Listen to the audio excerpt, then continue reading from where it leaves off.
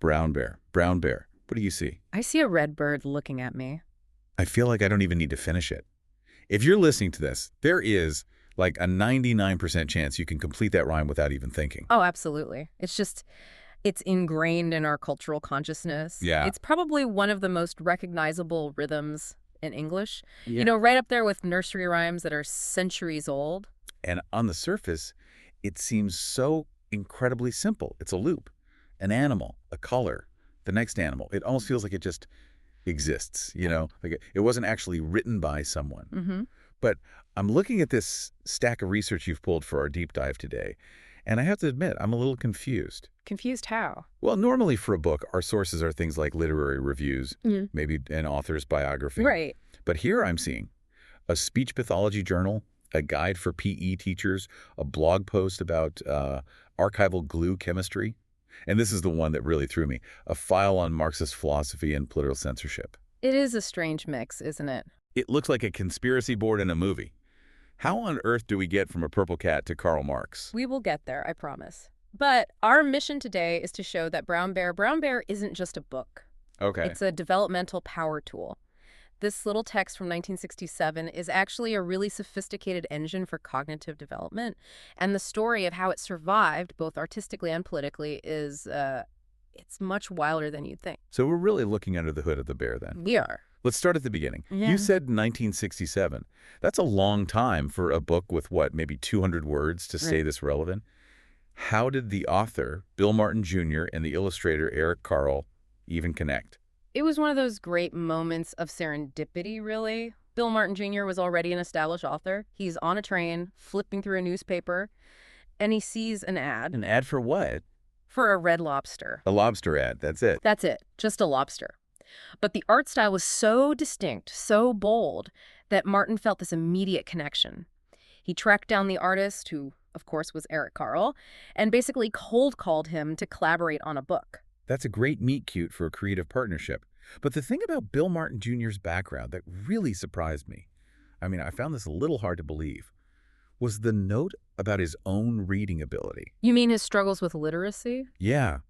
The notes say he didn't learn how to read until he was in college. How is that even possible? He went through the whole American school system without reading. How do you fake that for 12 years? It actually paints this incredible picture of his intelligence. He got through school using what we'd call oral fluency. So just by listening. He listened. He memorized patterns. He relied completely on the rhythm of speech, on context clues from teachers and classmates. He was basically hacking the education system with his ears instead of his eyes. Wow. So when he finally sat down to write for kids, he wasn't coming at it from the perspective of a reader. Exactly. And that's the key to why this book is so powerful. He wrote from the perspective of a listener. He was obsessed with what he called the music of language. The music of language. Yeah.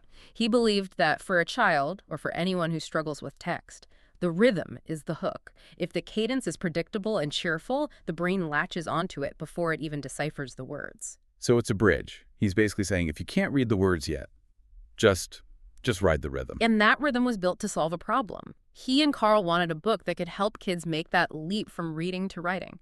They wanted to give them an immediate win. Which brings us to the science of it all, because we have this breakdown from Scanlon Speech Therapy that calls this book a gold standard for speech development.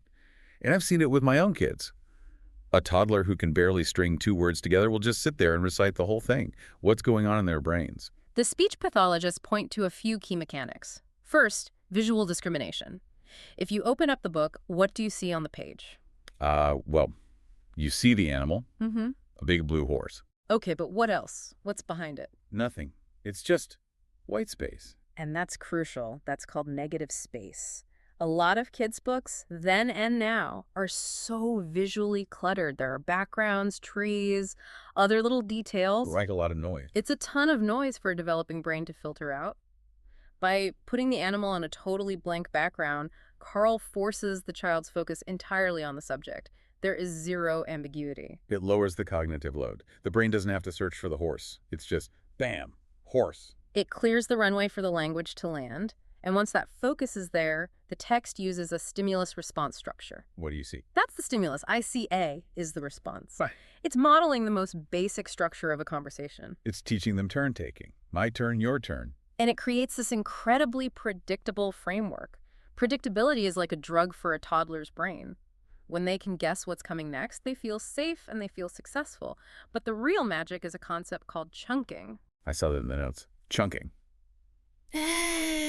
That's like how we remember phone numbers, right? We break them into little groups. It's a very similar idea for language acquisition. See, when an adult learns a new language, we tend to do it word by word. We learn brown is a color, bear is an animal. But a toddler's brain doesn't work that way. To them, brown bear isn't an adjective modifying a noun. It's a single unit of meaning. It's a chunk. So they hear brown bear as one word, like ice cream or all gone. Exactly. The book preserves those chunks. The rhythm emphasizes red bird, blue horse, black sheep as these distinct melodic units. And by keeping them chunked, the child can file that vocabulary away much faster than if they had to process the grammar. That makes so much sense. It's hacking the brain's filing system. But the notes also suggest that parents, and I'm definitely guilty of this, might be screwing it all up. There's a section on tester questions. Yes, the tester question trap. It's so common for parents and teachers. We have this instinct to turn reading into a quiz. We point to the page and ask, what is this? What color is that? I do that constantly. I thought I was checking for comprehension. You are, but it comes at a cost. When you ask, what's this? You shift the dynamic from a shared experience to a performance. For a child just learning to speak, that creates pressure. They might clam up because they're afraid of being wrong. So instead of a conversation, it feels like a pop quiz. Right. So what's the alternative? What should we be doing? The experts recommend the pause and wait method. You lean into that predictability. You start the line, I see a red bird looking at, and then you just stop. And wait for them to fill in the blank. You just wait. And sometimes you have to wait longer than feels comfortable. Oh. But you give them the space to step into the rhythm themselves. When they fill in that blank, they aren't answering a test question. They're co-creating the story. It's empowering. The notes also mention using sign language. Is that only helpful for kids who are hard of hearing?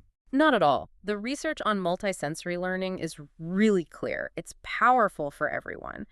When you make the sign for bear or bird at the same time you say the word, you're creating a motor memory that links up with the auditory and visual memory. You're hitting the brain from 3 different angles at once. It anchors the word much more deeply, and it's physical, which, funny enough, brings us to the next totally unexpected use for this book. Right, the Health Empowers Guide. Yeah. We've covered speech, now we're moving on to gym class. We are. I was laughing when I read the magical movement time section. It lists specific movements for every animal. The red bird is tweet and flutter arms. The green frog is croak and leap.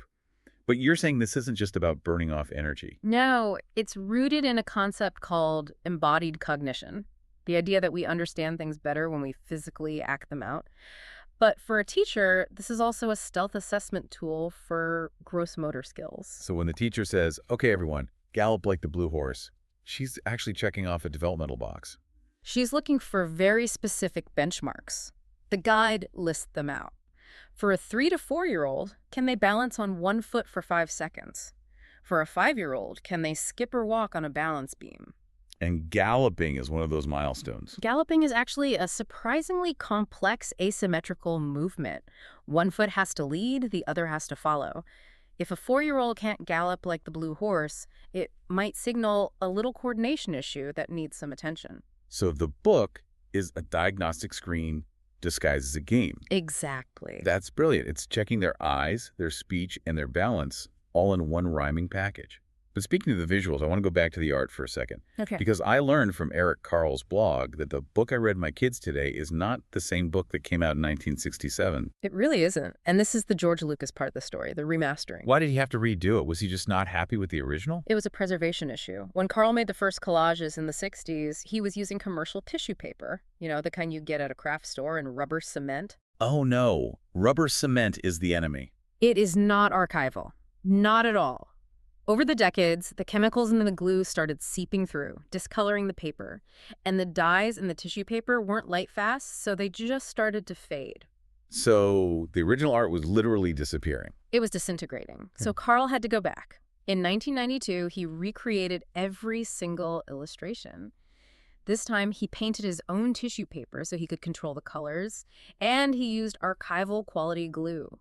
He essentially had to forge his own work to save it. But it wasn't just the art quality that changed, right? The actual content shifted a bit. I think I read something about a monkey. The famous monkey edition, yes. So the book is a loop, right? It usually ends with the teacher who then sees the children, which connects everything. Right, brings it back to the classroom. But for some reason in the 1984 UK edition, the publishers made a baffling choice. They swapped out the teacher for a monkey. A monkey? Why? Nobody's really sure. Maybe they thought a monkey was more fun. But think about the logic. I see a monkey looking at me. Well, who is the monkey looking at? The children. Yes, but it breaks the whole pattern.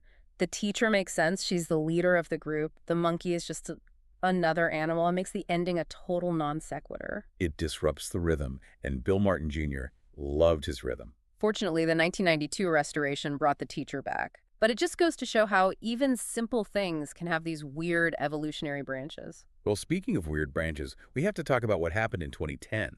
We've done art, speech, and gym class. Time to bring in the Texas State Board of Education. The Texas ban.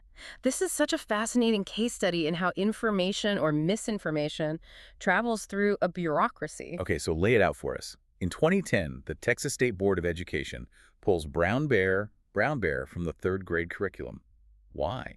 Did they decide the Blue Horse was promoting an unnatural agenda? No, the content of the book was completely fine. The problem was the author, Bill Martin Jr., or more accurately, who the board thought the author was. This is the mistaken identity part. It is. The board was trying to flag a book called Ethical Marxism, The Categorical Imperative of Liberation. It came out in 2008. Okay. That book was written by a philosopher named Bill Martin. Bill Martin, the philosopher, not Bill Martin Jr., the children's author. The board just conflated the two men. They assumed the guy writing about the purple cat was the same guy who wrote the book on Marxism, and they wanted him out of the curriculum. But just the timeline alone makes that impossible. Completely impossible. Our Bill Martin Jr. died in 2004. 4 years before the Marxism book was even published. Exactly. He'd been dead for 4 years when the book he supposedly wrote was released. So how does a mistake that obvious get all the way to a state-level ban? It seems it wasn't malice, just a total breakdown of process. When reporters started asking questions, one of the board members, Pat Hardy, admitted she hadn't actually done the research herself. She said she was, quote, trusting the research of another board member. And I'm guessing that other board member hadn't done the research either. It seems that way. It looks like a name got flagged on a list, and then nobody down the line bothered to do a simple verification. It was a chain of trust instead of a chain of evidence. That's almost funny. Until you think about the real-world impact, you have school districts scrambling because of a Google search that nobody bothered to do. It's a pretty stark reminder of how fragile these systems can be. I mean, if a classic like Brown Bear can get banned because of a clerical error, it makes you wonder about the vetting process for everything else. Wow. So we've gone from a lobster ad on a train to a Marxist scandal in Texas. When you pull all this together, the speech science, the art restoration, the motor skill benchmarks, what's the big takeaway for you? I think the takeaway is about the engineering of simplicity. We live in a world that constantly confuses complex with better. Right. We've got high-tech educational apps, AI tutors, gamified learning. We spend a fortune trying to engineer these tools to make our kids smarter. And yet this is just paper and ink. It's a 50-year-old rhythmic chant. But it works because it understands the biological hardware of a child. It understands the brain's craving for chunking. It understands the eye's need for negative space. It understands that the body needs to move to learn. So it's not simple by accident. It's streamlined. It's connecting to something primal, that music of language that Bill Martin Jr. was obsessed with. That's hardwired into us. The app is trying to program the child. This book is trying to resonate with the child. And I think that's why, despite the fading glue and the accidental Marxists, the brown bear is still here. We're just built for the rhythm. That's a great place to leave it. I'm going to go home and read this to my kids tonight, but I think I'll be pausing a little longer on the Blue Horse. Yeah. Make sure their galloping form is up to code. Good plan. You got to watch out for that gross motor development. Thank you for listening to The Deep Dive. We'll see you next time.